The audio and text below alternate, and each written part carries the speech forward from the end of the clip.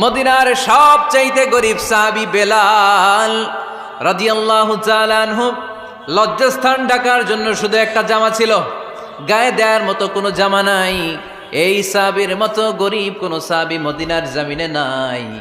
এই বেলাল রাদিয়াল্লাহু তাআলা আনহুকে বিশ্বনবী ডেকে বললেন, ইয়া বেলাল আনফিক ইয়া বেলাল লা তাখশা মিন যিল আরশি ইকলালা।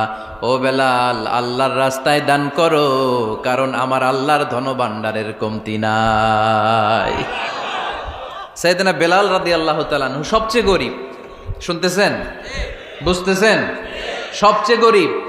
ডাউন পার্টটা ঢাকার মতো একটা গার্মেন্ট ছিল, একটা কাপড়, এটা পেঁচায় আসতো, নামাজ পড়তো। গায়ে রাখার মতো কোনো জামা নাই, আর খাবার দাবার টাকা পয়সা বলতে নাই। ওই সাহাবীরে বিষ্ণু ইসলাম বললেন, আনফিক বেলাল, বেলাল তুমিও দান করো, তুমিও দাও, দানের হাতকে প্রশস্ত করে দাও। আনফিক ইবনা আদম উনফিক আলাইক, হে বনি আদম দাও, দিলে আমি তোমারে দেব। এটা হুজুরে দিয়ে